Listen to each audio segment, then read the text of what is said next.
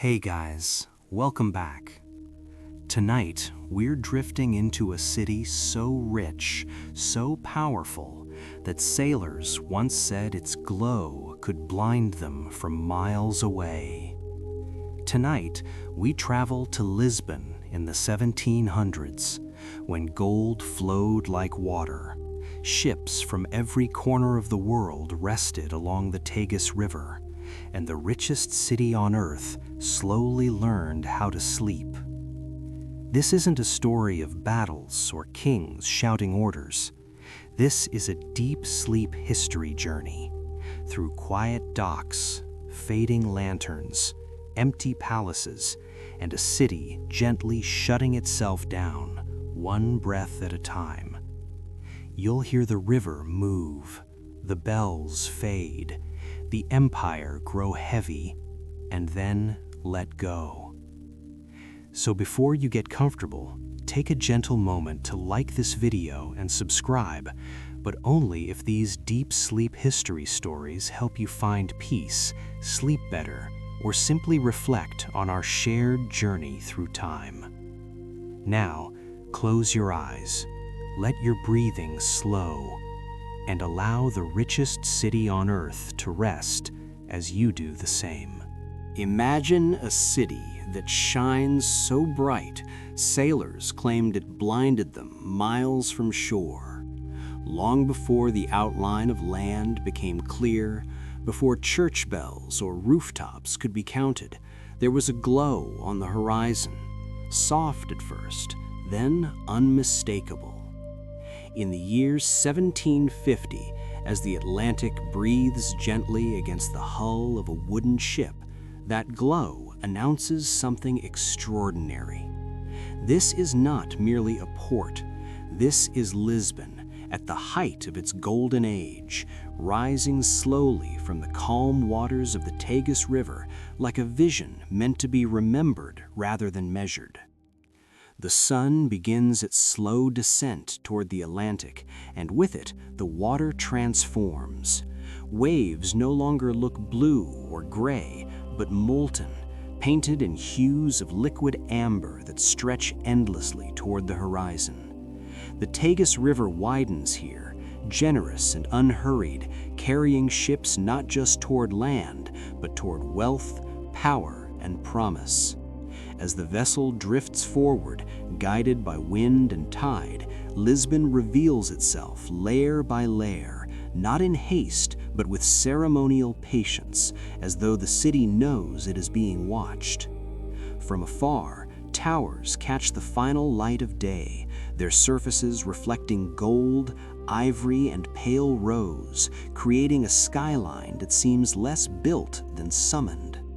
Sailors whisper among themselves, not out of fear, but awe, because this is a sight spoken of in taverns from Amsterdam to Goa. Lisbon, they say, is the queen of the sea, a city fed by the world itself. The air carries the distant cry of seabirds circling above unseen docks, their calls echoing softly over the water, blending with the rhythmic splash of waves against the ship's hull. It is a sound that slows the heart, steady and predictable, like breathing. As the ship approaches, the city's lost skyline begins to emerge, structures that no longer exist, erased by time and disaster, yet vivid here in this moment. Golden church domes once lined the riverbanks, their facades enriched by gold shipped from Brazil, mined from lands half a world away. Monasteries rose with quiet confidence, their stone walls glowing warmly in the sunset, while bell towers stood tall, not yet cracked or fallen, watching over the river like sentinels. This was Lisbon before memory fractured, before earthquakes and fire would silence these forms forever. The light lingers on these towers, making them feel almost unreal, as though they belong to a dream carefully preserved for those willing to drift back far enough. Ships crowd the river now, their masts forming a forest of vertical lines against the glowing sky. Flags from distant empires flutter lazily in the evening breeze, each one a reminder that Lisbon is not isolated. It is connected to everything. Spices from India, gold from Brazil, silks from China, and stories from Africa all pass through this water, carried gently inland by the Tagus. This river is not just geography, it is an artery of history, pulsing slowly, steadily, without urgency. As dusk deepens, the city's colors soften. Gold becomes honey, then bronze, then shadow.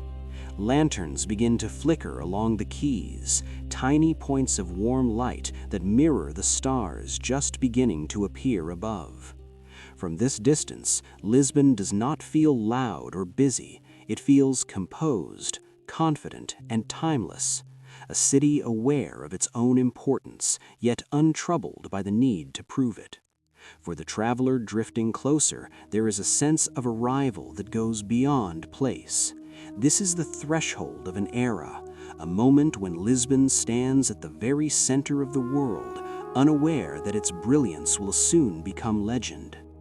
The ship continues forward, slow and steady, waves whispering against wood, seabirds calling softly overhead as the golden approach draws nearer, inviting the mind to rest and the imagination to wander deeper into the richest city on earth.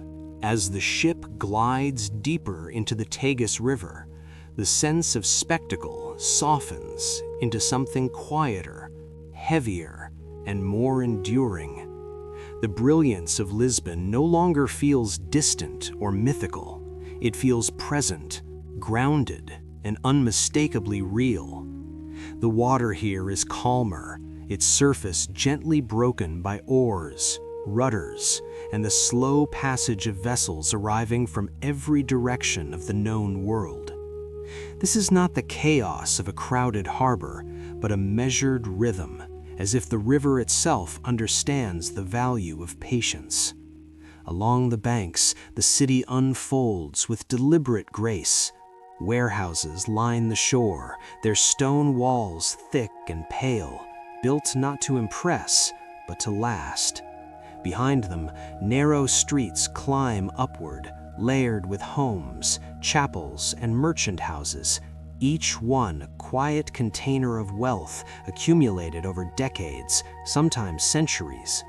Lisbon in the 1700s does not shout its prosperity, it breathes it. From the deck, you can sense the flow of trade long before you see it. Crates are moved slowly, deliberately, guided by hands that know time is an ally here. Gold from Brazil, sealed carefully in wooden chests, is treated not with celebration, but with routine. Riches have become ordinary, and it is this ordinariness that defines true power. Nearby, the faint scent of spices drifts across the water, carried from holds packed with pepper, cinnamon, and cloves, fragments of distant lands now resting quietly within Portugal's reach. These aromas mingle with the salt air, creating a perfume that feels both exotic and familiar, a reminder that Lisbon is a crossroads where the world pauses before moving on again. The sounds of the river deepen as evening settles in. Ropes creak softly against wooden posts. Water laps against stone steps worn smooth by generations of feet. Somewhere along the quay, a voice calls out instructions, low and unhurried, answered by another voice just as calm. There is no rush here, because the river will still be here tomorrow, and the next day, and the day after that. This is the Tagus River not as a spectacle, but as a system, a steady, reliable channel through which wealth flows like a tide that never fully retreats. Looking toward the city, you notice the architecture shift subtly as distance closes. Grandeur gives way to intimacy. Balconies extend outward, draped with fabric that catches the fading light. Windows glow softly from within, revealing silhouettes moving slowly through evening routines. These are not scenes of excess or indulgence, they are scenes of continuity. Families dine, merchants count quietly, clerks write by candlelight, all unaware that their city will one day be remembered as the richest on earth. To them, this is simply life, ordered and dependable.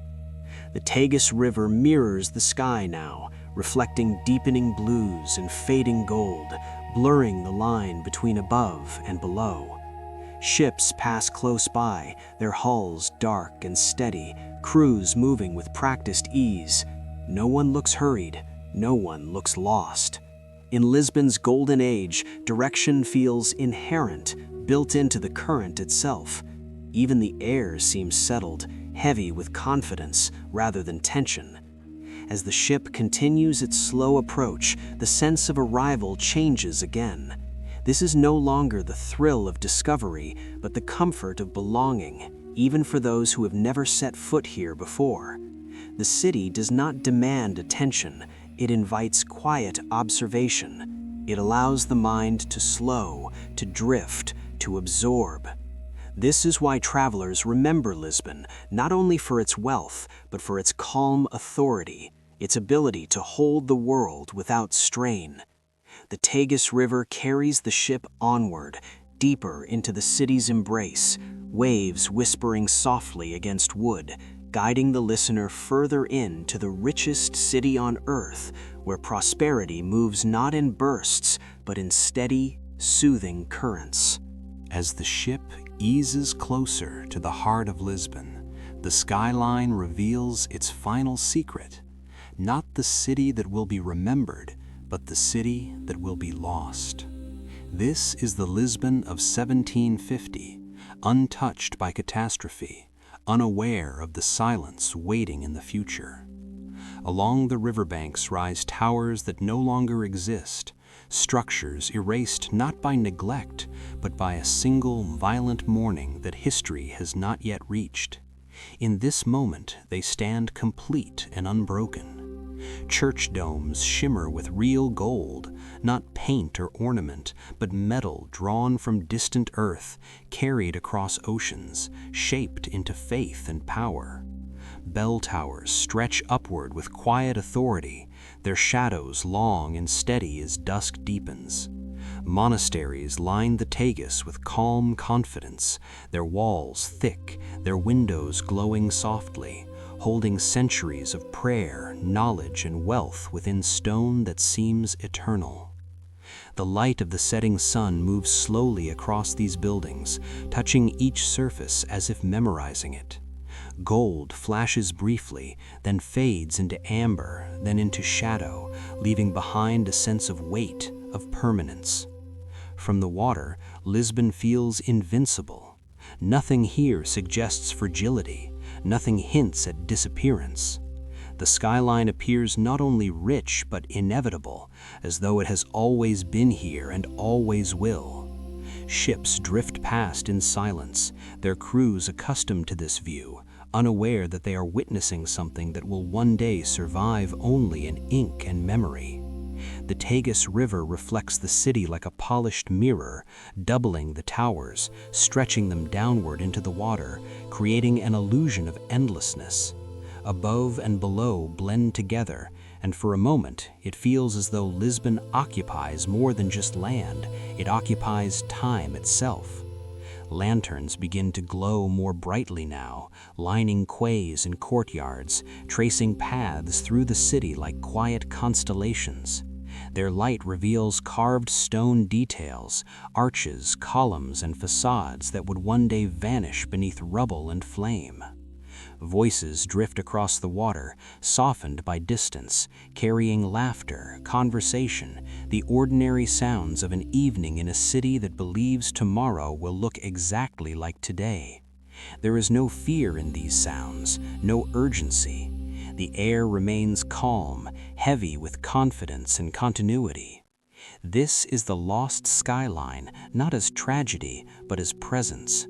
A reminder that greatness often exists most fully just before it is taken away. As night settles in, the city grows quieter, but no less alive. Candlelight fills windows along the hills, forming gentle lines of gold climbing upward from the river. The towers stand watch, silhouetted against a sky deepening into indigo, stars beginning to appear one by one. Lisbon feels complete, perfectly balanced between land and sea, faith and commerce, tradition and expansion. In this moment, it is the richest city on earth, not only in gold, but in certainty. The ship slows almost to stillness, rocking gently as waves whisper against wood. The cries of seabirds fade into the distance, replaced by the soft rhythm of water and the occasional creak of rope. Time itself seems to soften, stretching, lingering, as though reluctant to move forward. This is the Lisbon that exists only here, in this narrow window before history turns. A skyline made of gold and stone, belief and ambition, now lost to the future, but alive in this moment, glowing quietly beside the Tagus River. And as the ship drifts onward, the city holds its breath, unaware that it is already becoming a dream, inviting the listener to rest within it just a little longer. The air here doesn't smell like the sea. It smells like a bakery the size of a kingdom. As you move closer to the heart of Lisbon's port in the 1700s, the salt of the Atlantic fades quietly into the background, replaced by something warmer, heavier, and strangely comforting. This is the world's warehouse, the place where continents unload themselves into a single city. The ship has barely come to rest before the senses begin to blur together, not in chaos, but in abundance. At the Casa da India, the air hangs thick, not with humidity, but with cinnamon from Ceylon, cloves from the Moluccas, and sugar from Brazil. It is a dizzying perfume of wealth, layered so deeply that it feels almost visible, as if you could reach out and part it with your hand. Barley sacks are dragged gently across wooden planks, their dry rustle steady and repetitive like breath. Crates bump softly against one another, wood meeting wood with muted knocks that blend into a single continuous murmur. Voices echo, but never sharply. They arrive softened, wrapped in fabric and distance, turning the bustle of global trade into something closer to white noise than noise itself. In this place, sound does not demand attention, it soothes it. Lisbon in the 18th century is not loud because it is frantic, it is loud because the world is passing through it. Ships unload the harvests of empires, and no one hurries them. Time behaves differently here. Cinnamon waits, sugar waits, gold waits. Everything knows it will be counted, weighed, recorded, and sent onward when the moment is right. The Casa da India stands firm and orderly, its walls absorbing centuries of footsteps, contracts, and quiet decisions that shape fortunes far beyond Portugal's shores. Inside, the smell deepens. Sweetness settles low in the chest, while spice rises gently into the head, creating a sensation that feels almost dreamlike. For sailors and merchants alike, this is the smell of arrival, of completion. Journeys that took months dissolve into scent alone. Outside, the market hums, not sharply, not chaotically, but steadily, like a distant engine running smoothly. Grain spills from sacks in soft cascades. Sugar crystals catch the light briefly before disappearing into storage, and bundles of spice are passed hand to hand with practiced care. These are not exotic curiosities here, they are routine. Lisbon has grown accustomed to the world. The city does not marvel at abundance, it organizes it. As evening approaches, the sensory overload begins to soften. What was once sharp becomes blurred. What was distinct becomes blended. The human ear stops separating individual sounds and instead hears a single calming layer. The market's murmur turns into a low, even wash. The rustle of grain, the knock of wood, the shuffle of feet all merge into a rhythm that feels almost intentional, designed for rest rather than alertness. This is where noise becomes white noise, where commerce becomes comfort. The scent remains, though it too changes character. Strong spices mellow into warmth, sweetness becomes gentler rather than overwhelming. The air feels full, but not heavy. It wraps around the body, encouraging stillness. In this moment, Lisbon reveals another form of wealth, not just in gold or goods, but in its ability to hold complexity without tension. The world can arrive here all at once, and still the city remains calm. For the listener drifting through this scene, there is no need to focus, no need to analyze. Let the scents blend, let the sounds fade together. This is the richest city on earth, not because it has everything, but because it knows how to make everything feel quiet, contained, and at rest.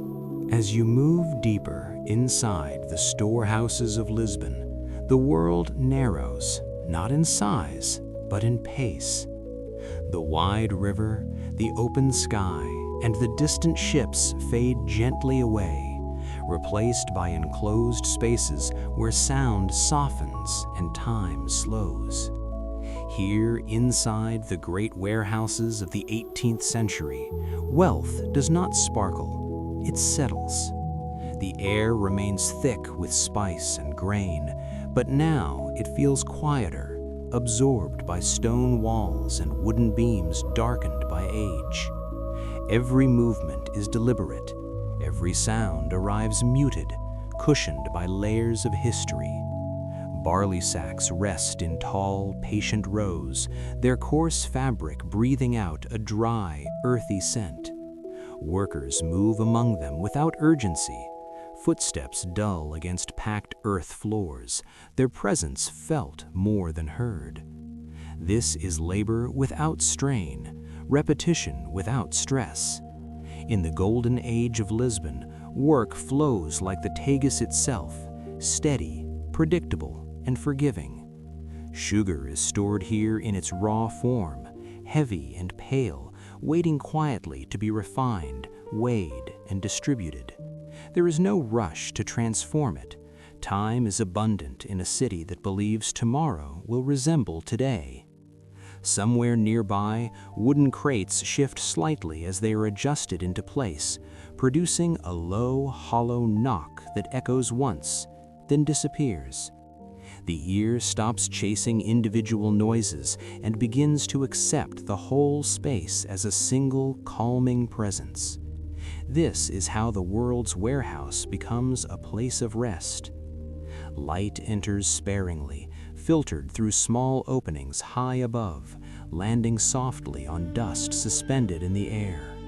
The particles drift slowly, lazily, like snow that has forgotten how to fall. Watching them feels hypnotic. Breath slows to match their pace. Outside, the market continues, but here it is distant, transformed into a low hum that blends perfectly with the internal rhythm of the space. This is sensory overload resolving itself into quiet. Lisbon understands this balance instinctively. The city does not isolate wealth in vaults meant to impress. It lets abundance exist openly, calmly, trusting routine more than security. The smell here is no longer sharp. Cinnamon becomes warmth rather than spice. Grain becomes comfort rather than commodity.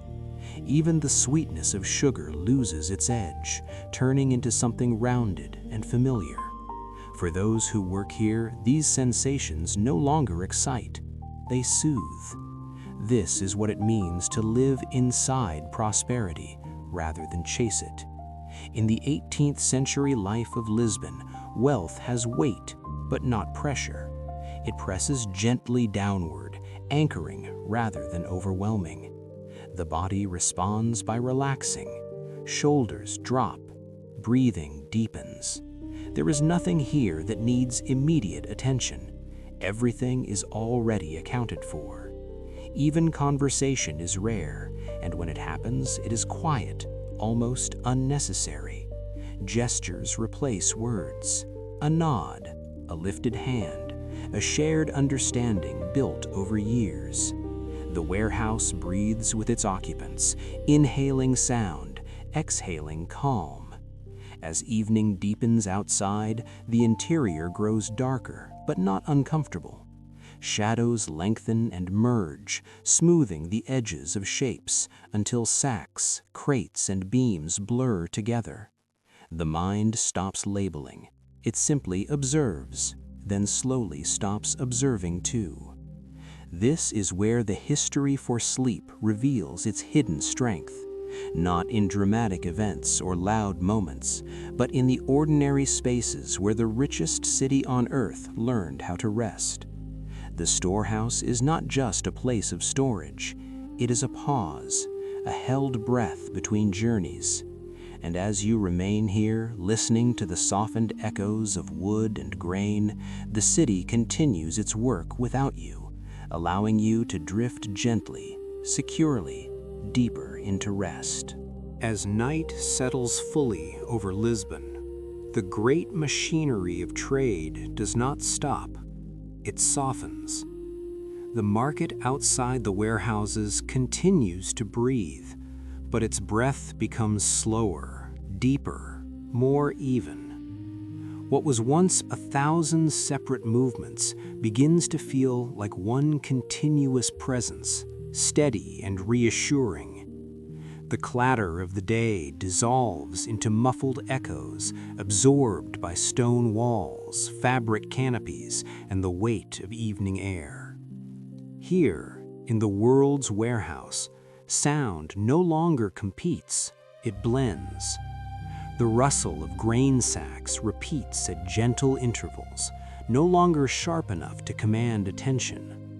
Wood touches wood with a dull, familiar thud, spaced so evenly it becomes predictable. Voices, once distinct, now arrive as distant shapes, rising and falling without words, like waves heard from inside a dream. This is where the port's energy completes its transformation, turning from sensory overload into white noise meant not to stimulate, but to carry the mind downward. The air remains rich with scent, but it too has changed. Cinnamon no longer announces itself, it lingers quietly.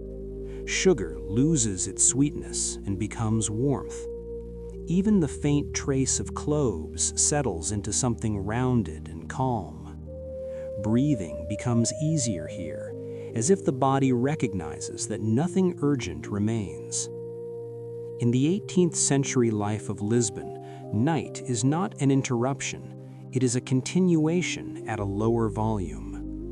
Lanterns cast small pools of amber light along the quay and within the market lanes, illuminating hands rather than faces, tasks rather than expressions. Movements slow, but they do not stop. Goods are covered, ledgers are closed, doors rest half open, trusting routine more than locks. The city does not brace itself against the dark, it relaxes into it. Inside the warehouse, the final sounds of the day arrange themselves into rhythm. Footsteps become sparse, evenly spaced, then fade altogether. The creak of a beam settling under its own weight becomes a low, comforting note, repeated occasionally, never sharply. Somewhere nearby, water laps gently against stone, a reminder that the Tagus River continues its patient work even as the city sleeps. Together, these sounds create a layered calm, a sonic landscape that feels intentionally designed to be ignored.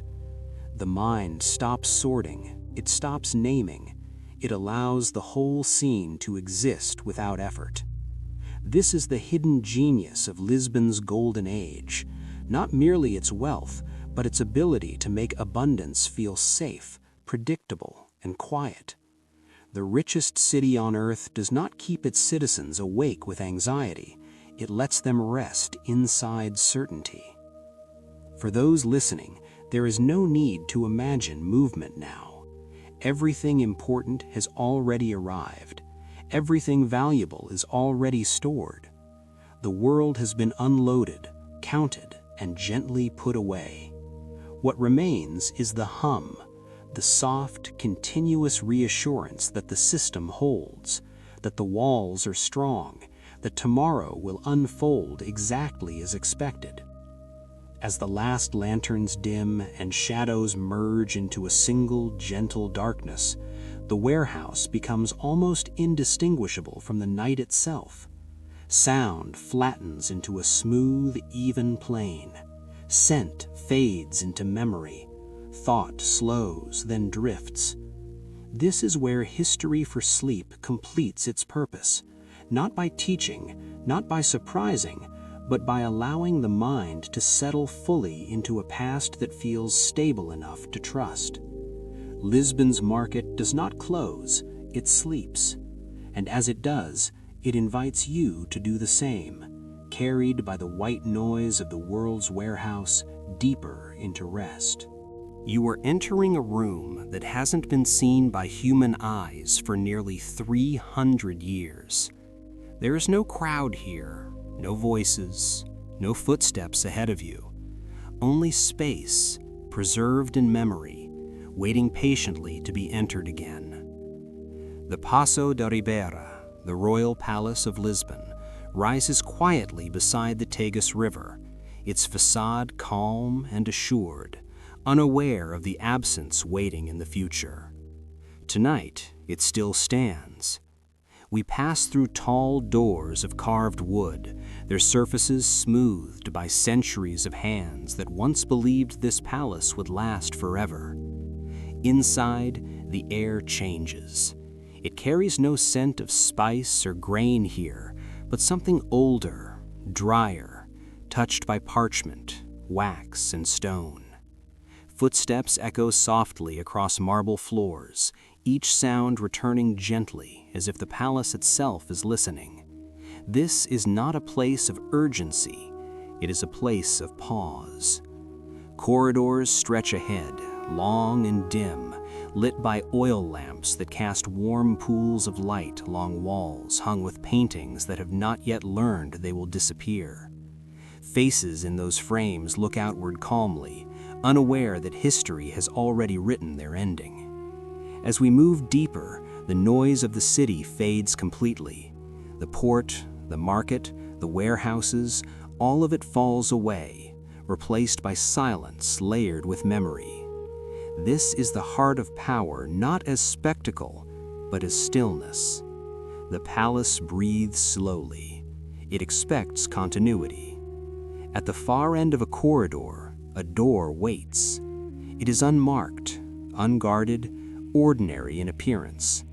And yet behind it rests one of the greatest losses in human knowledge. We step inside the royal library. 70,000 volumes rest here. The room opens wide, shelves rising upward in measured symmetry, filled not with decoration, but with thought. Books line the walls from floor to ceiling, their spines darkened by age, titles pressed in gold that catches the lamplight softly. Maps lie unfolded on heavy tables, maps of coastlines that will change, borders that will dissolve, names that will no longer be spoken. This is the world as it once understood itself, carefully recorded and quietly stored. Paintings hang between shelves, scenes of distant lands and forgotten courts, colors still vibrant, still alive, unaware that they will soon turn to ash. The sound here is minimal. A page turns slowly. Paper whispers against paper. Somewhere a beam settles with a gentle creak. Every noise is small, respectful, as though the room demands calm. Tonight, these books are safe. Tonight, knowledge sleeps peacefully. In the 18th century life of Lisbon, this library is not a relic. It is active, used, trusted. Scholars walk these aisles during the day, tracing routes across oceans with their fingers, consulting volumes that carry the weight of centuries. Decisions that shape empires pass through this room quietly, without ceremony. The palace does not announce its importance, it assumes it.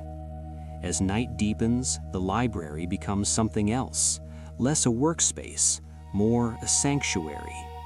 Candlelight flickers cross bindings and parchment, creating shadows that move slowly, rhythmically, like breathing.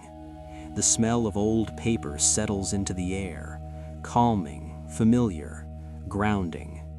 This is nostalgia not as longing, but as presence, a moment held intact just before it is lost.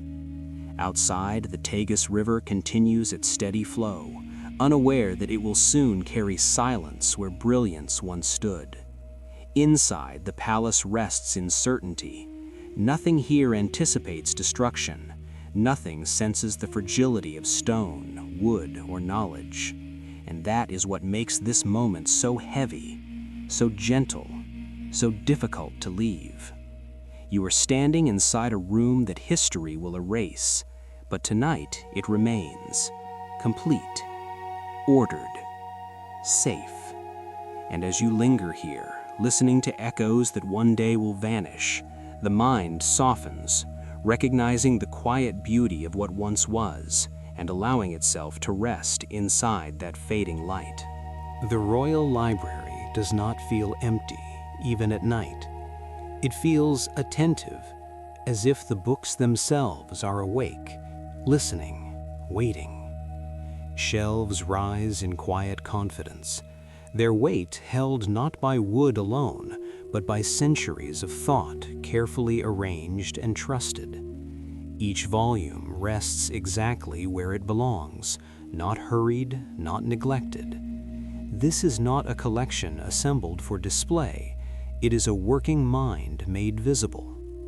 70,000 books breathe here together, their presence forming a hush so complete it feels intentional.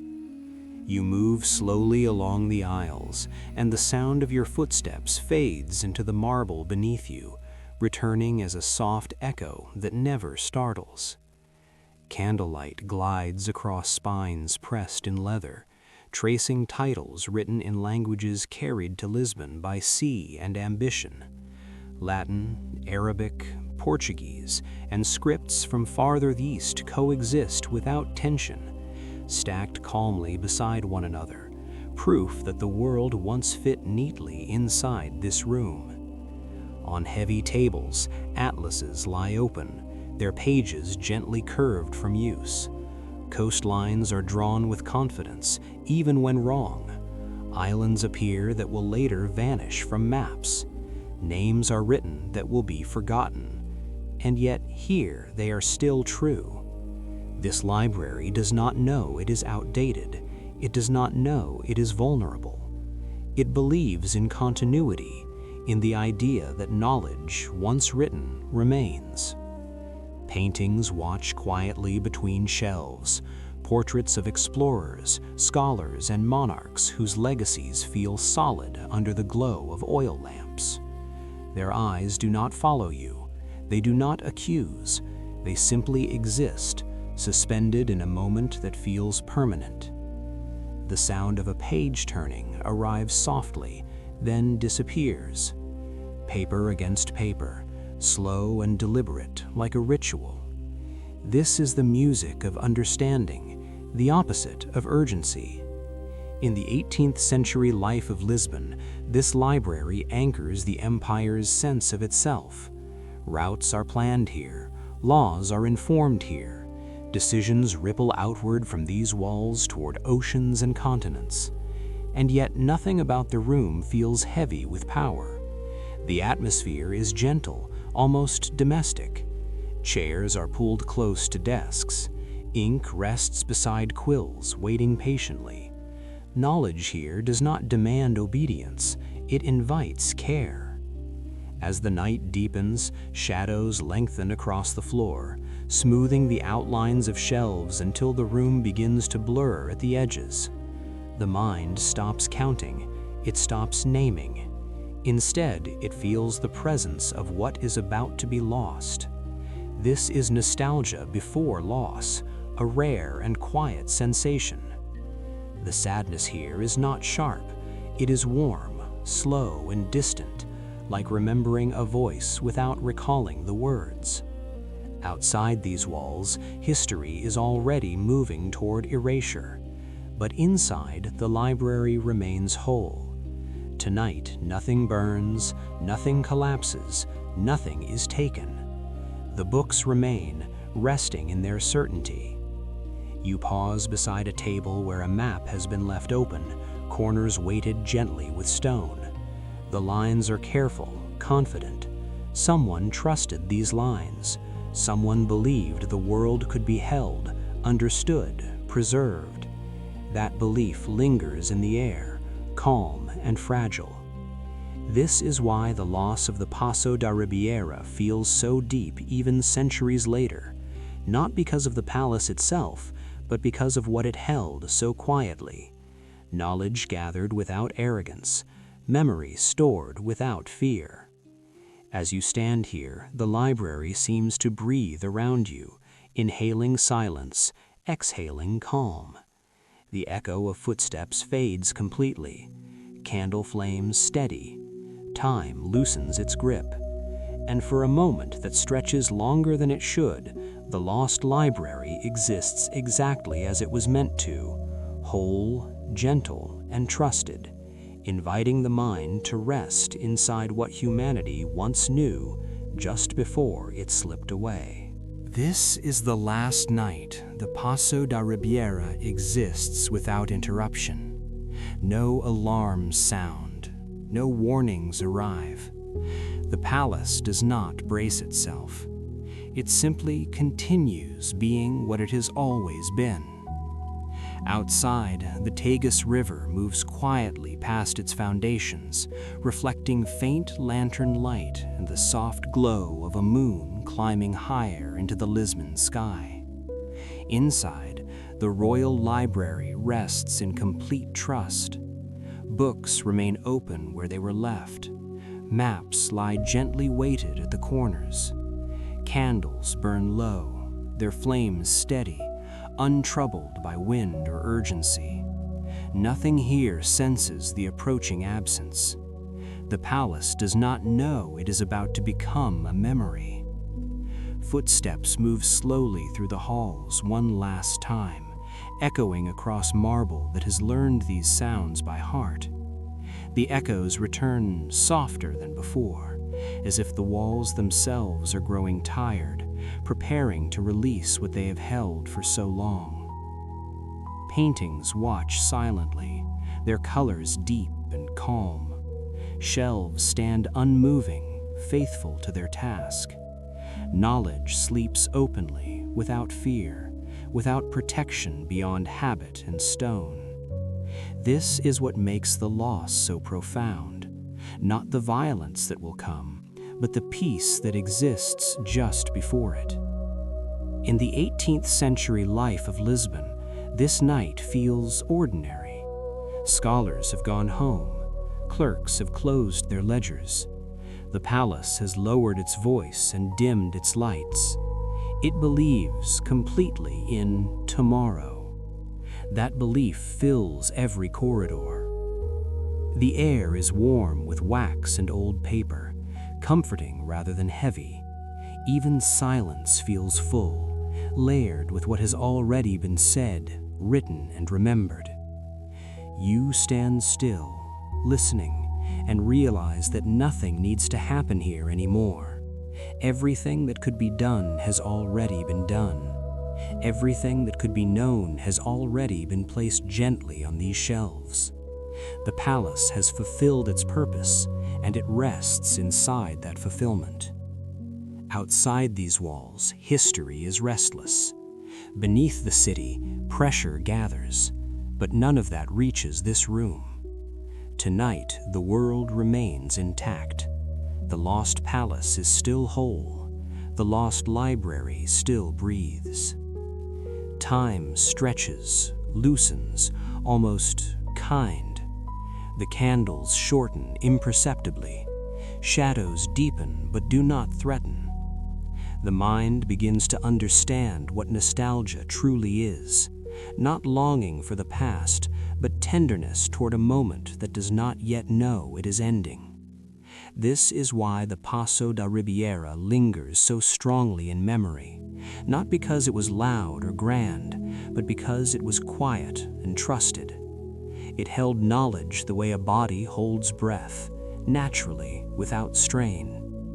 As the night continues, the palace grows indistinguishable from its own calm. Sounds fade until only the river remains, distant and rhythmic, a reminder that even when buildings vanish, motion continues. You do not need to leave this room. You do not need to witness what comes next. History will take care of that on its own. What matters is this stillness, this final, unbroken moment. The books remain, the maps remain, the palace remains. And as you allow yourself to stay here just a little longer, wrapped in certainty and quiet, the mind lets go, gently and completely, settling into rest beside a palace that has not yet learned how to disappear. Streets were so narrow, neighbors could shake hands from their balconies. As morning settles gently over Lisbon, you step away from the wide openness of river and palace and enter something more intimate, more human. The grand avenues fall behind you, replaced by corridors of stone and shadow where the city folds inward on itself.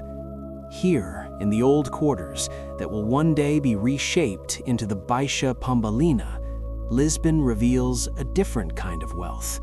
Not the wealth of gold crossing oceans, but the wealth of closeness, of warmth held between walls that lean toward one another as if sharing secrets. The air changes immediately. It feels held, protected, wrapped by layers of plaster, tile, and iron. Sunlight does not flood these streets. It arrives carefully, slipping down in thin ribbons, touching balconies, brushing against hanging laundry, warming stone just enough to be kind. Above you, wrought iron railings curve outward, close enough that voices travel easily from one home to the next. A whisper does not need to be raised, it simply crosses the gap. This is old Lisbon, where architecture listens. Your steps slow without effort. Cobbled stones beneath your feet are rounded and polished by generations, each one smooth to the touch of time. They hold warmth from yesterday's sun, releasing it gradually into the morning air. Along the walls, glazed tiles catch stray light, their surfaces cool and faintly reflective, blues and whites breathing softly against the narrowness. You pass close enough to brush them with your fingers, feeling the slight unevenness where hands have rested before you. Somewhere nearby, a small hammer taps lightly against gold leaf, a delicate tinking sound that repeats slowly, never sharp, never demanding. It drifts through the street like a lullaby meant only for those passing close enough to hear it. Voices move around you in hushed proximity. Conversations overlap without colliding. A greeting here, a laugh there, all softened by the closeness of walls that absorb excess sound. This is cozy claustrophobia, not confinement, but comfort. The streets do not trap you, they hold you. In the 18th century life of Lisbon, this closeness is intentional. Homes are stacked tightly, not from neglect, but from necessity and trust. People live near one another because life happens near one another. Windows open onto windows, balconies face balconies. The city's pulse is felt at arm's length. Ironwork along doors and windows bears the marks of careful hands, each curve shaped slowly, patiently, as if the metal itself were persuaded rather than forced. You notice how everything invites touch. Stone steps are worn into shallow hollows that fit the foot perfectly. Wooden doors show grain smoothed by palms that have knocked and pushed for decades. Even the air feels textured here. carrying faint traces of cooking, wax, and old wood. This is a walking tour through old Lisbon that does not ask you to look far. It asks you to look close. As you turn a corner, the street narrows further, and the soundscape tightens with it. Footsteps echo softly, returning almost immediately as though the walls want to keep them. The small hammer continues its gentle rhythm somewhere out of sight, gold responding obediently to each tap. The sound becomes a thread you follow without thinking, grounding you, slowing you. Time behaves differently in the maze. It does not stretch wide, it settles deep. You begin to understand why people slept well here. The city feels like a shelter built of neighbors rather than stone. In these streets, wealth is not displayed, it is embedded. It lives in craftsmanship, in patience, in the quiet confidence that tomorrow will arrive just as close and warm as today. As you continue deeper into the maze, the light dims slightly, and the sounds soften even more, turning into a gentle hum that rests beneath thought. This is Lisbon not as empire, but as home. And within these narrow streets, the mind finds something rare and precious, the feeling of being safely enclosed, gently guided, and unhurried, held by the city itself. As you continue through the maze, the city rises closer to your face. Balconies lean outward like attentive listeners, narrowing the sky into a gentle ribbon overhead. In these streets of old Lisbon, the distance between lives is measured not in steps, but in breath. Neighbors do not call out to one another. They speak softly, trusting the architecture to carry their words. Iron railings curve delicately, cool to the touch, shaped by hands that understood patience. You pass beneath them slowly, aware that above you, morning routines are unfolding quietly. Windows opening, cloth shaking once, then settling, a cup placed gently on stone. These sounds arrive not as interruptions, but as layers, close and comforting. The walls here are thick but not silent. They absorb sharpness and return warmth. Light filters down in fragments, breaking against shutters and tile, scattering softly across door frames worn smooth by time.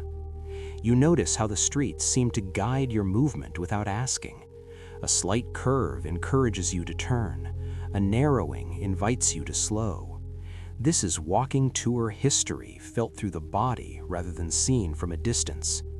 Old Lisbon teaches you how to move by holding you close. Beneath your feet, the cobblestones respond differently now. Where the street tightens, the stones feel smaller, closer together, as if pressed into cooperation. Their surfaces are cool in shadow, warmer where sunlight reaches them briefly, and you can sense the rhythm of the day stored inside them. Somewhere nearby, the gentle tinking of metal continues, a craftsman shaping gold in careful increments. Each tap is precise, restrained, a sound that exists only in close quarters. It does not travel far, it is meant for this street alone.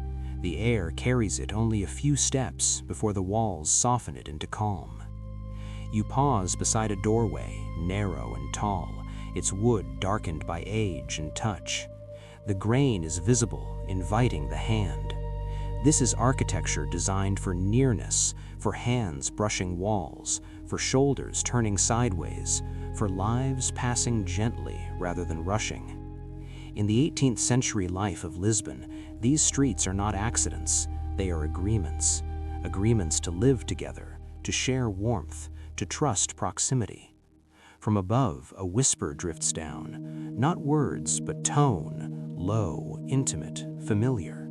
It blends with another whisper from the opposite side, and another beyond that, until the street seems to murmur to itself. This is not noise, it is presence. You realize how quickly the mind adapts here. Wide spaces encourage alertness, narrow spaces encourage rest. The city knows this instinctively. Iron hooks along the walls hold lanterns close, their glass smudged by use, their light soft and contained. Even illumination is kept intimate, refusing to spill beyond what is needed. As the day advances, shadows move slowly, never leaving entirely, always touching something. The sensation is not of being watched, but of being accompanied. In these streets, loneliness finds little room to stand. You move deeper, and the street folds again, tighter still, until the buildings nearly meet. The sky becomes a thin line, pale and distant, and yet you feel safer here than in open places. The city's wealth reveals itself in restraint.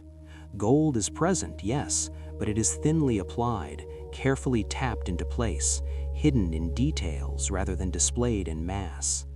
This is the maze of gold, not because it shines loudly, but because it exists everywhere, quietly. As you walk, your breathing slows to match the rhythm of the street. The whispers, the taps, the soft scrape of shoe on stone, all merge into a single steady background.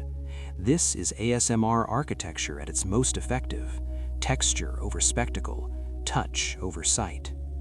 The walls guide you forward, the balconies lean in slightly closer, and the street seems to close its arms just enough to let you know you are held. In old Lisbon, closeness is not confinement, it is comfort. And within this gentle compression, the mind loosens, settles, and drifts, carried by a city that knows how to keep its people close without ever making them feel small. The maze tightens one last time and then seems to breathe with you. Here the streets no longer feel like paths to be followed, but like arms gently closing, guiding without force. You notice how close everything is now. A door within reach of your shoulder, a window low enough to hear the quiet movement inside, a balcony so near you could almost feel the warmth of a presence above. In this part of old Lisbon, space has been negotiated carefully, shaped by centuries of living close and trusting that closeness. The soundscape grows intimate to the point of softness. Whispers no longer travel, they arrive already beside you, as if spoken directly into the air around your ear. The faint tinking of gold continues somewhere behind a wall, slower now, more deliberate, each tap cushioned by layers of stone and plaster. It becomes less a sound than a sensation, a small vibration that settles into the body and asks nothing in return. The cobblestones here are worn nearly smooth, pressed together so tightly that your steps barely register. Footfalls make a gentle scrape, immediately absorbed, leaving the street calm again. The walls lean inward just enough to block stray wind, keeping the air still and warm. Even breath feels different here, slower, quieter, as though the city itself is encouraging rest. Light reaches this place reluctantly. It filters down from above, pale and diluted, touching only the edges of things. Door frames glow faintly. Ironwork catches a dull sheen. Tiles reflect just enough to remind you they are there. Everything is close, everything is softened, everything is contained. This is the heart of cozy claustrophobia. Not the fear of tightness, but the relief of enclosure. In the 18th century life of Lisbon, these streets offered protection as much as passage. During storms, the walls broke the wind. During heat, they held shade. During quiet evenings, they held voices close so no one felt alone. Architecture here does not impress from afar, it comforts from within. You pause, not because the path ends, but because the space invites stillness. The street curves gently, almost imperceptibly, creating the sense that you are being guided deeper rather than forward. A nearby lantern hangs low, its glass dulled by age, emitting a warm, steady glow that does not flicker. It illuminates texture rather than distance, the grain of wood, the uneven stone, the fine cracks in tile that speak of age without fragility. You realize that gold in this maze is never loud. It exists in thin layers, tapped carefully into corners, hidden in railings, edges, and thresholds. Wealth here is not meant to be seen all at once. It is meant to be discovered slowly, by touch, by closeness, by patience. The city's riches feel personal at this scale, shared rather than displayed. As you continue, the sounds thin further, flattening into a gentle hush. The whispers, the taps, the soft scrape of movement merge into a single, low presence that rests beneath thought. This is ASMR architecture completing its work. The body responds before the mind does. Shoulders lower, jaw loosens, breathing deepens. There is nowhere to rush, nowhere to look far ahead. The street asks only that you remain. In old Lisbon, the maze does not confuse, it calms. It removes the need for direction by making every place feel sufficient. And in that sufficiency, the mind finds ease. The buildings lean a fraction closer, the sky narrows into a final soft line, and the city holds you completely, not to trap, but to reassure. When you finally move again, it is without effort, carried forward by a sense of gentle containment. The maze has done what it was meant to do. It has brought you close enough to the city that you no longer need to search for it. It is already around you, above you, beside you. And within this narrow warmth, the richest city on earth becomes quiet, intimate, and safe enough for sleep. Stone River, flowing through the sky, carrying the lifeblood of the city. You leave the narrow streets behind and feel the world expand beneath your feet. The ground drops away. The walls no longer lean inward, and suddenly Lisbon opens upward instead of closing around you. Before you rises the Aguas Libres Aqueduct, immense and silent, stretching across the valley like a thought too large to interrupt. Its arches stand one after another, perfectly spaced, lifting stone into the air with a calm confidence that makes time feel irrelevant. You slow instinctively. This is not a place that invites speed. It invites perspective. Far below, the city grows quiet, reduced to texture and color rather than sound. From this height, Lisbon feels less like a maze and more like a single breathing body. Wind moves gently through the arches, slipping between stone and shadow, carrying with it a soft whistling that never sharpens, never rushes. Beneath your feet, water flows steadily, unseen but always present, its rhythm felt rather than heard. This aqueduct is not decoration. It is necessity made monumental. In the 18th century life of Lisbon, water is survival, and survival is entrusted to this elevated path. Each step you take feels deliberate. The stone underfoot is cool, solid, unwavering. It holds you without effort. The arches curve away on either side, creating a sense of vastness that does not overwhelm, but steadies. Here, scale brings calm. The higher you are, the smaller your worries become. The city's noise cannot reach you. Only wind, water, and distance remain. You pause and look outward. The valley opens wide, light and shadow resting gently across it. The aqueduct does not compete with the landscape, it completes it. Stone echoes the hills, arches mirror the horizon. Everything aligns into balance. This is monolithic silence, not emptiness, but fullness without clutter. The mind responds immediately. Thoughts slow. Breathing deepens. The sense of being watched or needed dissolves. Up here, nothing demands attention. Everything simply exists. The aqueduct carries water patiently, without announcement, without display. It performs its task continuously, indifferent to who notices. That indifference is comforting. It suggests endurance without effort. As wind passes through the arches, it creates a gentle, repeating whisper, like breath moving through ribs. The sound wraps around you, steady and predictable. Below, the city depends on this flow, but from here, dependence feels abstract. What you feel instead is trust. Trust in stone laid carefully. Trust in gravity understood and respected. Trust in time measured not in moments, but in centuries. Lisbon architecture reaches its most serene expression here, where function and scale meet silence.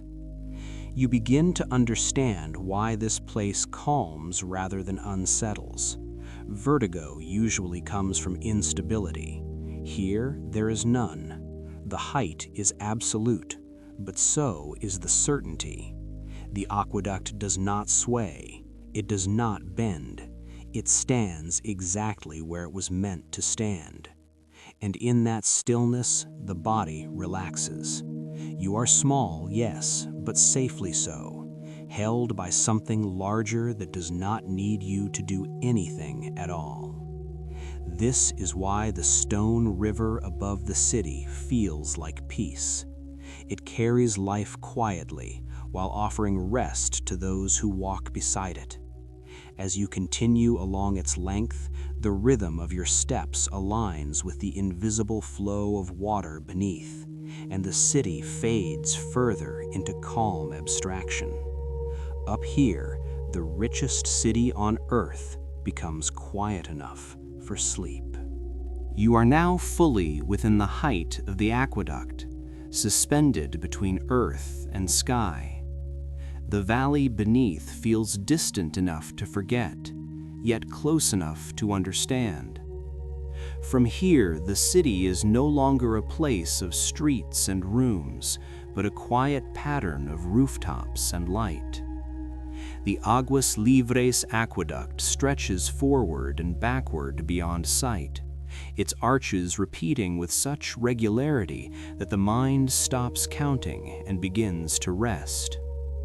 Each arch frames a portion of sky, then releases it, then frames another, creating a rhythm that slows perception itself.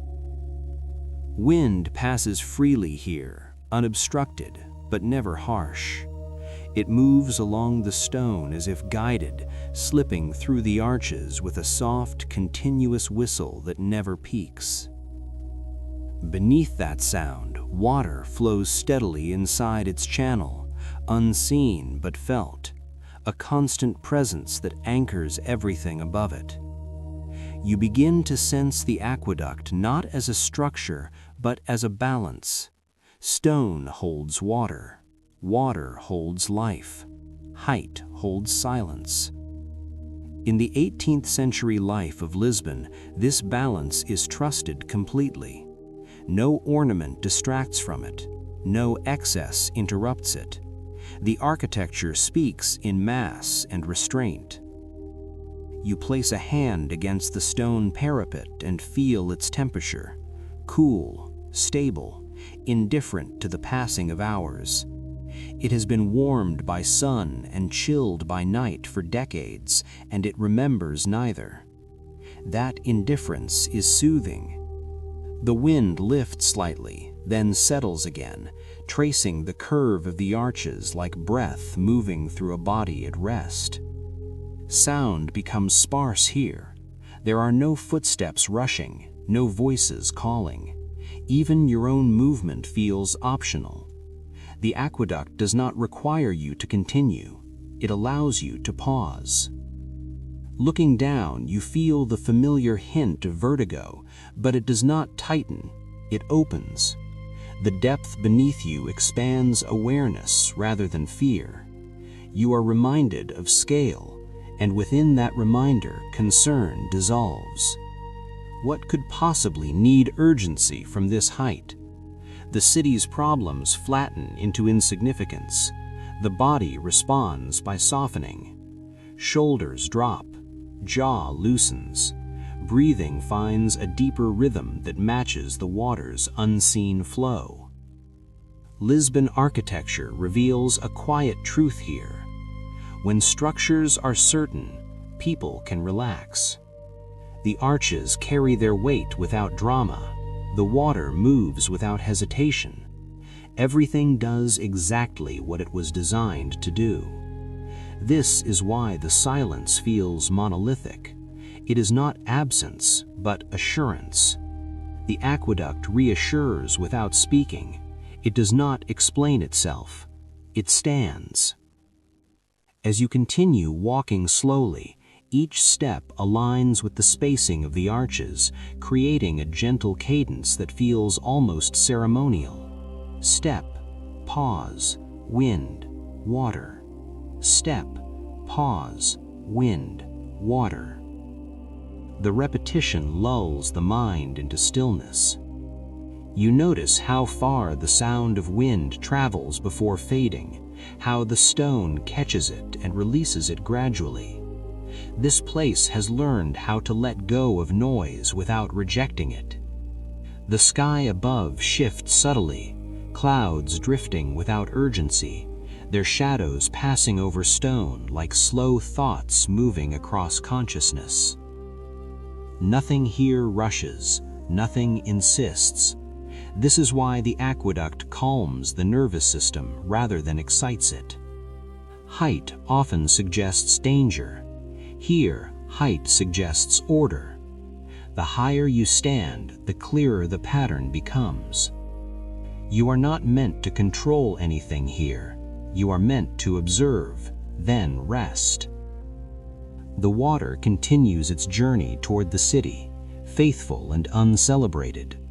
The wind continues its gentle passage. The arches continue their silent repetition. And within this immense simplicity, the mind finds permission to let go.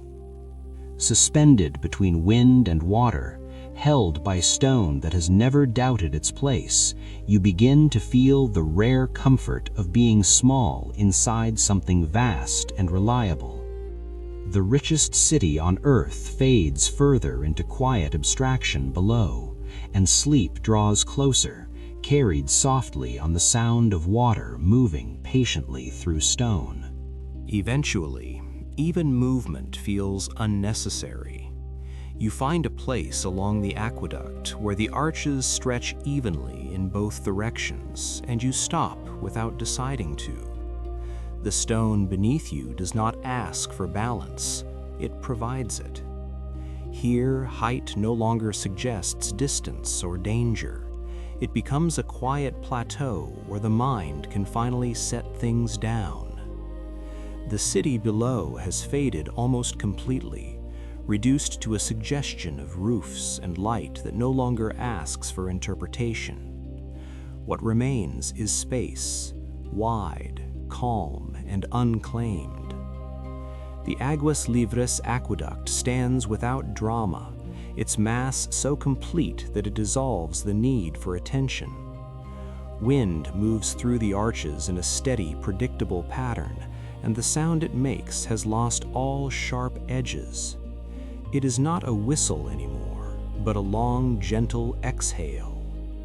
Beneath it, water continues its path with unwavering patience. You do not hear it clearly.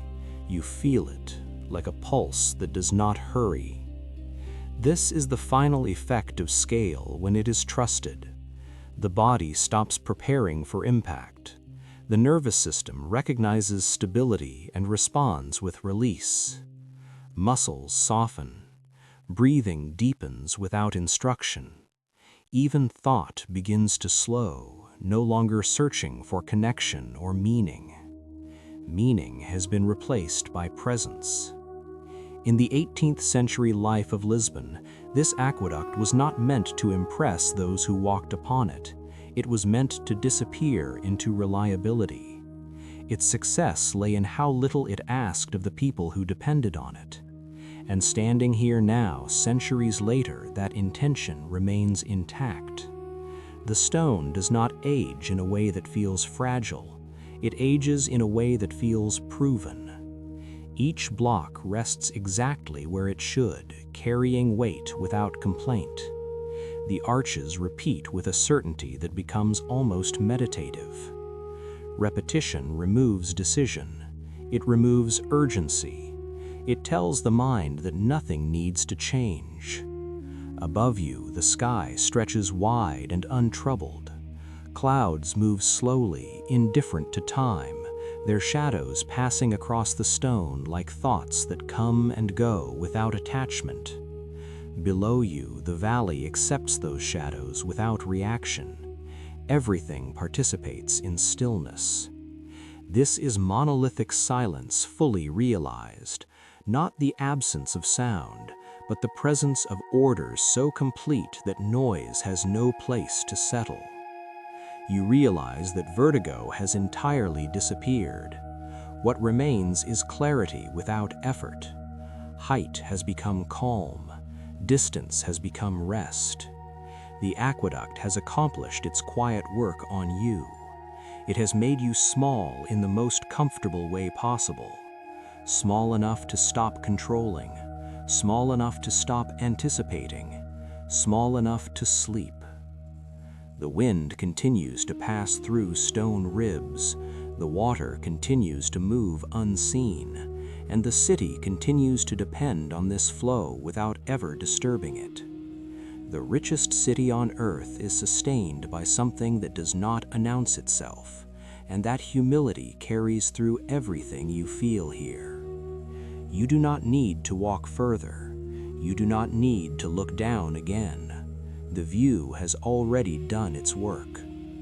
Standing on the stone river in the sky, you feel held by function, by mass, by time that moves slowly enough to trust. This is the final gift of the aqueduct. It offers silence not as emptiness, but as support. And as you allow yourself to remain in that support, the last remaining tension fades. The arches continue, the wind breathes, the water flows, and the mind, finally released from scale and effort, drifts gently toward rest, carried by the calm certainty of stone that has never needed to hurry. 1750. Time didn't tick here. It dripped, slowly, like thick honey. You step away from stone and height, from arches and wind, and enter a room where movement seems optional. The coffee house is low and warm, its ceiling pressing gently downward, its walls holding the sound close. Light arrives filtered and amber, softened by smoke and glass, settling rather than shining. The air carries the scent of roasted beans, bitter and comforting, mixed with old wood and fabric that has absorbed years of conversation. This is not a place for urgency. It is a place where time loosens its grip. Chairs scrape softly against the floor, not in haste, but habit. Cups are set down carefully, porcelain touching wood with a muted click that feels final rather than sharp. Somewhere, coffee is poured slowly, the sound thick and unhurried. Around small tables, men sit close together, not because space is scarce, but because distance would feel unnecessary. In the 18th century social life of Lisbon, coffee houses are not loud gathering places. They are slow chambers of repetition. The same faces return each day, the same topics circle endlessly. Nothing is concluded, nothing needs to be. A conversation begins about the weather, drifts into shipping schedules, pauses on the price of sugar, then settles into silence without apology. No one rushes to fill it. Silence here is not awkward, it is expected. A man stirs his cup absent-mindedly, the spoon moving in a slow, predictable circle. Another nods, not in agreement, but acknowledgement. Words arrive only when they feel heavy enough to matter, and even then they fall gently. This is the boring conversation that calms the mind, not because it lacks meaning, but because it refuses momentum. History of coffee often speaks of energy and alertness, but here, coffee does the opposite. It anchors people in place. It gives hands something to hold, mouths something to return to, and time something to stretch around. The room hums at a low frequency, not from voices, but from presence. Fabrics absorb sound, walls dull sharpness, even thought slows to match the pace. Outside, Lisbon continues its trade and movement, but inside, the world has narrowed to cups, tables, and familiar faces. The mind begins to drift, not because it is tired, but because nothing is pulling it forward. A discussion about a shipment from Brazil resumes briefly, loses its thread, then dissolves again. No one notices, no one cares. The coffee cools gradually, unnoticed. This is calm history lived rather than recorded. No great decisions are made here tonight, no revelations arrive, and that is precisely why the room feels safe. You sit quietly among them, unnoticed and unneeded.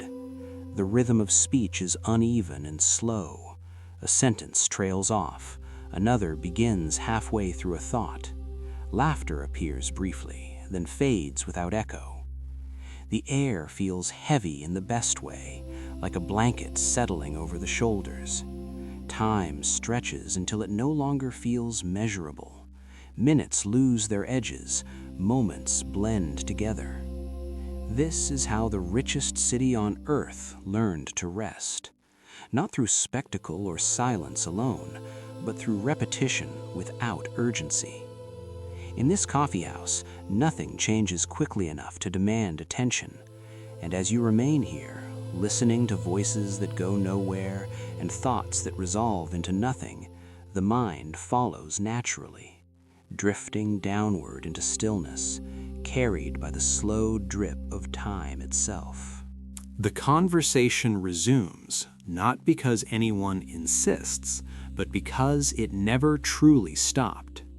Words drift back into the room the way steam returns to a cup that has been sitting too long. One man clears his throat quietly and mentions, almost apologetically, that the coffee tastes slightly different today. Another nods, considers this deeply, and replies that perhaps the beans were roasted a little longer. No one disagrees, no one agrees either. The statement simply settles into the air and stays there. A pause follows. It is long enough to notice, but not long enough to interrupt comfort. Outside, a carriage passes somewhere in the distance, but the sound does not reach the table clearly. It arrives softened, incomplete, and then leaves again. Inside the coffeehouse, attention returns to the table's surface, to the faint ring left by a cup set down earlier. Fingers trace that circle absent-mindedly. Someone remarks that the mornings have felt cooler lately, though it is difficult to be sure. Another responds that mornings have always felt this way in Lisbon. The exchange ends there. Silence stretches, thick and unbothered. This is how time behaves here. It expands not through events, but through repetition. In the 18th century social life of Lisbon, these conversations are not meant to advance thought. They are meant to occupy it gently, to prevent it from wandering too far or too fast. A spoon rests against porcelain. It is lifted, stirred once, then left alone. The sound it makes is soft and familiar, a cue the body recognizes as safe. Someone leans back slightly in their chair, wood creaking in a tired, friendly way. Another adjusts a sleeve, the fabric whispering briefly before settling. No one looks at the door. No one checks the time. Time is not measured here, it is allowed.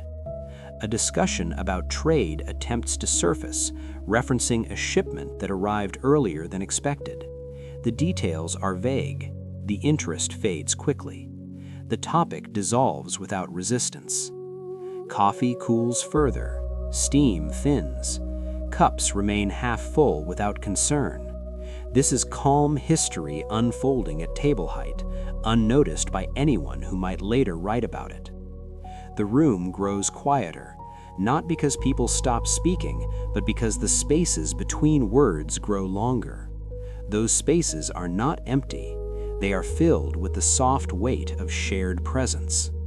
A man hums briefly without realizing it, then stops. No one reacts.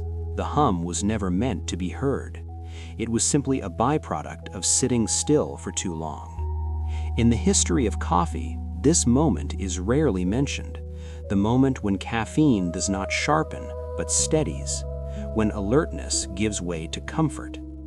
Here, coffee does not energize debate, it smooths it into something flat and even.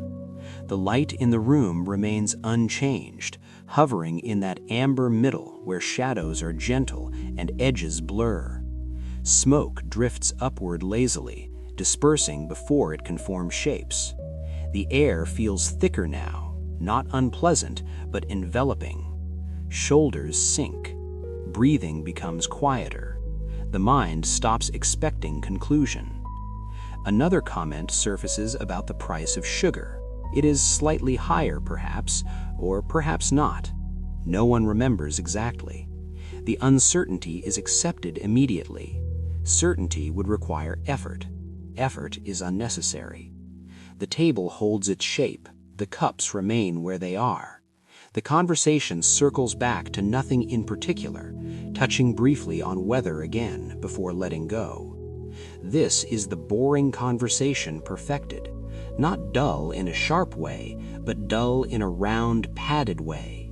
It removes friction. It removes direction. Sitting among these voices, you realize you are not listening anymore. You are resting. The sounds continue without asking you to follow them. Words become texture. Silence becomes substance.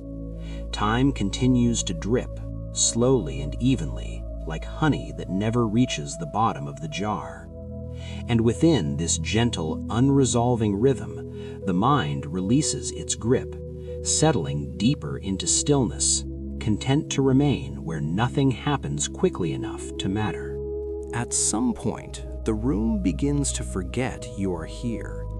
Not in a dismissive way, but in a gentle, permissive one. You have been sitting long enough that your presence no longer registers as new. Chairs, tables, cups, they all accept you as part of the arrangement. The coffee house breathes slowly now. Sound has softened into something closer to vibration than noise. Voices still exist, but they feel distant, as if wrapped in cloth. Words no longer arrive as meaning, they arrive as tone. A low murmur rises and falls without pattern, like water against a shore that cannot be seen. In this moment, the history of coffee fades into the background, replaced by its effect rather than its story. Coffee is no longer something being consumed, it is something that has already done its work. Hands rest loosely around cups, fingers warm but unmoving. Someone shifts their weight, then settles again, finding a position that requires no further adjustment. Breathing synchronizes without effort. In the 18th century social life of Lisbon, evenings like this were not marked or remembered. They were allowed to dissolve quietly into night. Light in the room dims not because lamps are extinguished, but because attention slowly withdraws from them. Shadows deepen at the corners, edges blur further. The world reduces itself to fewer demands. A final exchange of words occurs near the edge of hearing. It is unclear who speaks or what is said. The sentence is incomplete, trailing off naturally, as if it knew it would not be finished. Silence follows, but it is not sudden. It arrives gradually, filling the space the way warmth fills a closed room. The coffee has gone cold now. No one notices. Cups remain untouched. Time has lost its usefulness. Outside, Lisbon continues to exist. The harbor, the streets, the wealth of the city. But here, none of that presses inward. This is calm history at its deepest point, where nothing asks to be remembered. The body responds first. Muscles release small tensions they have been holding without instruction. Shoulders sink another fraction. The jaw loosens. Eyes feel heavier, not with exhaustion, but with permission. The mind stops tracing thoughts to their ends. Instead, it allows them to fade midway, content with half-formed impressions. The room offers no resistance to this drifting. It encourages it by doing nothing at all. A chair creaks softly, then stills. Fabric settles. Somewhere a door closes gently, but the sound is absorbed before it can disturb. In this coffee house, night does not announce itself. It arrives unnoticed. This is how rest enters history, not through silence alone, but through the gradual absence of urgency. Conversations do not end, they simply lose their edges. Presence becomes background. Awareness narrows to breathing, to warmth, to the slow, steady passage of time that no longer needs to be counted. You realize you could remain here indefinitely without missing anything. Nothing is about to happen. Nothing needs to. The richest city on earth for this brief hour is not concerned with gold, trade, or power. It is content to sit quietly with itself. And as the room continues to forget you, as sound thins and thought softens, the mind follows naturally, slipping downward into rest, carried by the same gentle rhythm that has guided the evening, slow, even, and without destination. One by one, the city of the sun becomes the city of stars. It does not happen suddenly. Lisbon does not switch from day to night. It transitions, slowly and deliberately, guided by human hands. As the sky darkens into a deep, gentle blue, the first lamplighter appears at the edge of the street. He carries a long pole, taller than himself, balanced with practiced ease. His pace is unhurried. There is no rush in this work. Night will arrive regardless. He stops beneath the first lamp and looks up, not in awe, but in routine.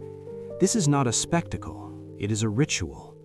With a small, familiar motion, he lifts the pole and touches flame to wick. The lamp responds quietly. A soft bloom of light appears, steady and contained. One small star has been placed into the street. He lowers the pole, steps forward, and continues. The street remains mostly dark, but now it is no longer unknown.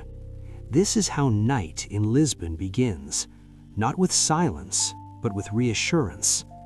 Each lamp is a promise that the darkness will be measured, that the night will be organized into manageable pools of light. Windows above begin to glow faintly in response, as if the city is exhaling. Footsteps slow, voices lower. The rhythm of the day loosens its grip. This is not the moment for conversation, it is the moment for preparation. In the 1700s, before electricity, bedtime stories were not told only with words, they were told with light. Each lamp lit tells the same story. The day is ending, and you are safe to rest. The lamplighter repeats his movement again and again. Lift the pole, touch the wick, wait for the flame to settle. Lower the pole, step forward. There is no variation, no improvisation. The repetition itself becomes soothing. The mind recognizes the pattern and begins to follow it inward. One street becomes two, two become many. The city slowly fills with a soft constellation, each light separate yet connected by distance and rhythm. The sound of the street changes. Daytime noise dissolves into nighttime quiet. A distant door closes. Somewhere, fabric rustles as shutters are drawn. The lamplighter does not look back. He trusts the light to remain. His job is not to watch, it is to continue. This is calm history unfolding without announcement. No one records the exact moment each lamp is lit, because no one needs to. The body remembers it instead. Shoulders relax, breathing deepens. The eyes adjust, no longer searching the distance. The world shrinks to what is illuminated, and that feels sufficient. This is how you fall asleep fast without trying, not by forcing rest, but by allowing the environment to signal it gently. The lamplighter moves farther down the street, his figure becoming a silhouette between pools of light. Each step is even, each pause predictable. The night wraps itself around the city gradually, like a blanket being pulled up slowly, carefully, so as not to wake anyone. Lisbon, once bright with trade and gold, now softens into something quieter. The richest city on earth does not resist the night, it welcomes it, one lamp at a time. And as you watch the light spread, evenly and without urgency, the mind mirrors the pattern, letting go of the day, settling into the slow, reliable rhythm of darkness made gentle by flame. As the lamplighter continues, the city begins to change its breathing. Daytime Lisbon breathed quickly, in short bursts, voices, footsteps, metal on stone. Nighttime Lisbon breathes long and slow. Each lamp lit becomes a pause between breaths. The lamplighter moves with the patience of someone who knows that nothing follows this task except rest. He walks, stops, lifts the pole, waits, lowers it, and walks again. The rhythm does not vary. It does not need to. The street responds by softening. Shadows retreat politely, gathering at the edges of doorways and corners, leaving the center calm and readable. The light is not bright, it is warm, amber, forgiving. It does not demand attention, it simply exists. Windows close gently as the glow reaches them. Somewhere above, a family settles into quiet. Somewhere below, a cat pauses, then curls into the warmth near a wall. The city accepts the light the way a body accepts sleep, gradually, without argument. This is night in Lisbon as it was meant to be experienced, slow, predictable, safe. The lamplighter passes the same gestures to the next street, and the next. Each street learns the same lesson. The day is over, nothing more is required. The soundscape thins further. Conversations dissolve into murmurs behind closed doors. The last cart rolls by without urgency. The smell of the day, wood, spice, sea, settles and becomes background. In the 1700s, before clocks ruled the night, light was the signal that mattered. This was the bedtime story the city told itself. Each flame said the same thing in a language everyone understood. Rest now. The lamplighter's face remains calm, almost blank. He is not thinking. He does not need to. His body knows the route better than his mind. Muscle memory carries him forward. The city trusts him completely. No one follows to check his work. No one worries about what he might miss. This trust spreads invisibly. It moves from the street into the houses, from the houses into the body.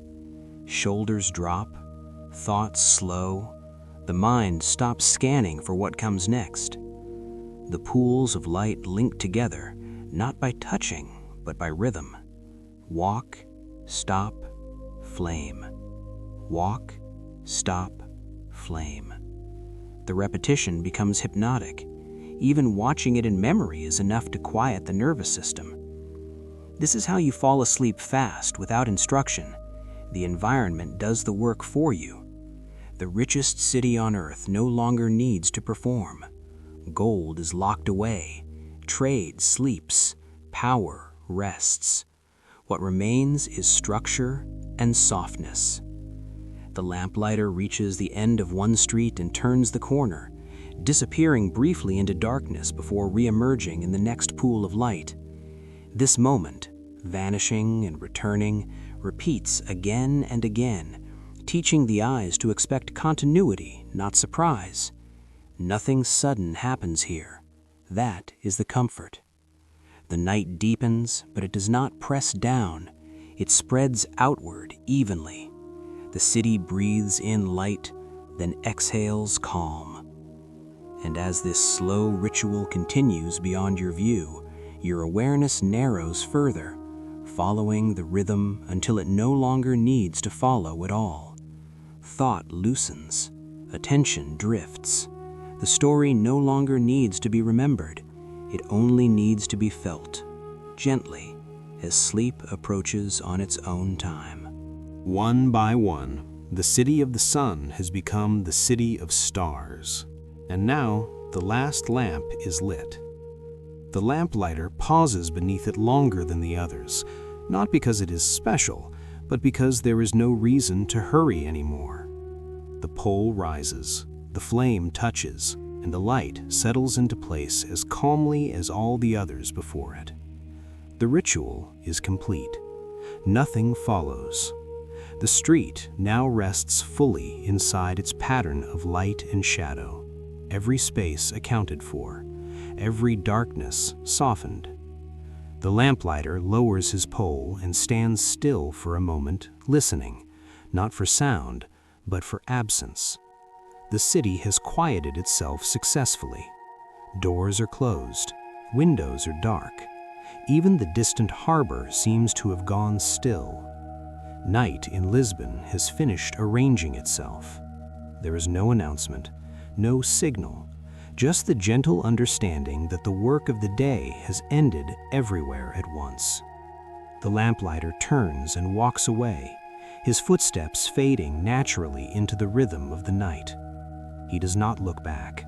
There is nothing left to check. The lamps will hold until morning. This is the final comfort of the ritual. Once it is done, it does not require attention. The body recognizes this immediately. Muscles release the last unnecessary tension. Breathing becomes slower, deeper, more regular. The eyes no longer search for light sources. They trust the ones already there. This is how bedtime stories worked before pages and screens. They did not tell you what to think. They showed you that the world had settled. The richest city on earth now sleeps without effort. Gold remains locked away. Streets remain still. The stars above mirror the lamps below, distant points of steady light, neither flickering nor demanding. The city is held between them, safe and balanced. As this image remains unchanged, the mind stops waiting for the next detail. There is no next detail. The story has reached its quietest point. Awareness drifts downward, following the same path the city took, from movement to stillness, from brightness to warmth, from attention to rest. If you listen closely, you can sense the shared rhythm of breathing across the streets, behind the walls, beneath the lamps. It is slow. It is even. It does not need to be followed consciously.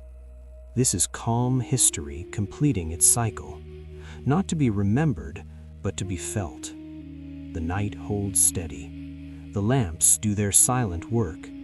And without effort, without instruction, without urgency, sleep arrives, gently and completely, just as it has every night since the lamps were first lit. The gold is heavy and cold. The ships are anchored deep. Gravity takes hold of everything, and now the richest city on earth begins to surrender, not with collapse, but with rest. Down at the docks, the great wooden cranes stand motionless, their long arms lowered as if folded for the night. They no longer lift, they no longer strain. The ropes that once sang with tension now hang slack, breathing softly with the breeze.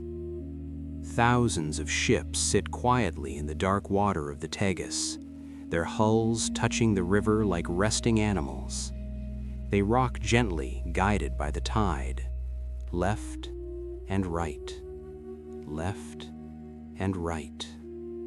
The movement is slow enough that it barely registers as motion. It is simply balance being maintained. This is where the body of the city begins to relax, at its feet, where it touches the water. The harbor exhales. Above, the masts rise into the night sky, lines and rigging whispering softly as the wind moves through them. The sound is thin and steady, like a breath passing through reeds. It does not demand attention, it invites release. The bells of the city toll the hour, low and deep, their vibration traveling through stone and air alike. Each toll arrives, expands, and fades completely before the next begins.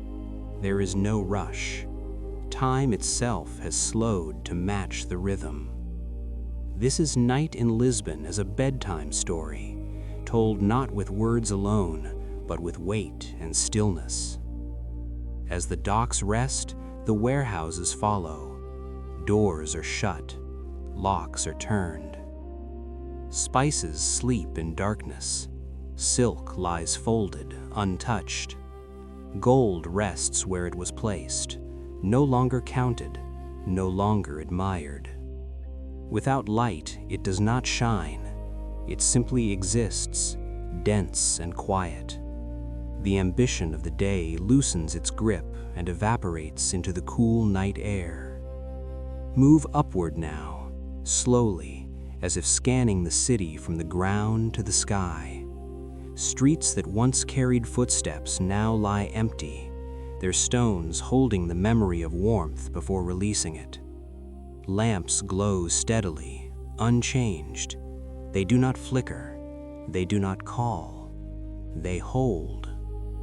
Houses settle into themselves, beams creaking softly as they adjust to the night's cool. Inside, breathing becomes synchronized. Bodies find their shapes in beds and chairs.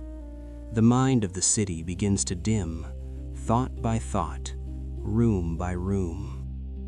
At the center, the royal palace rests. The grand halls are empty.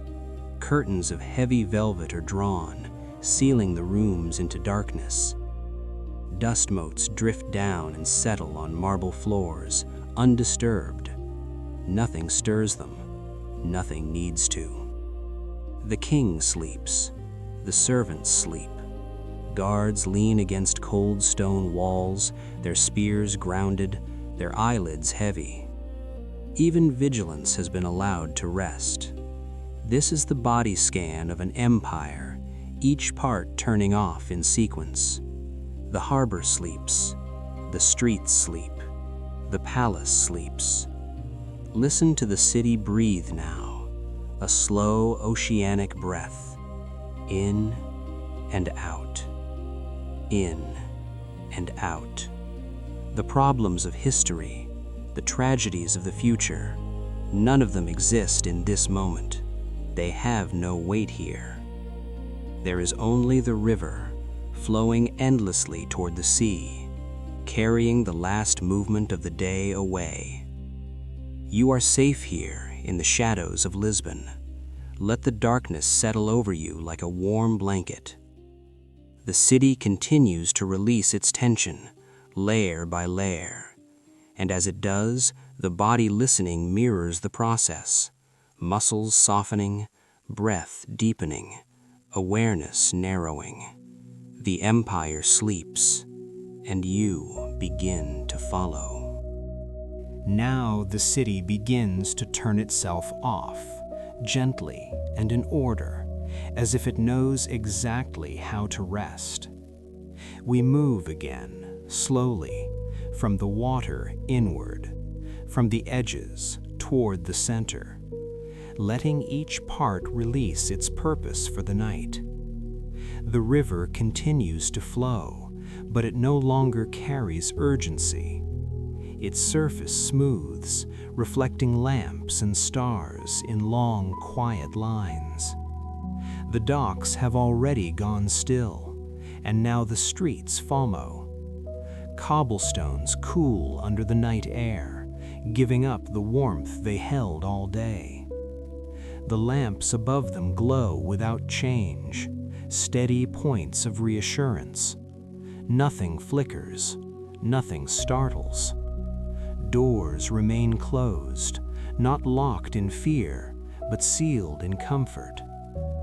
Inside the houses, the city's smaller rhythms slow.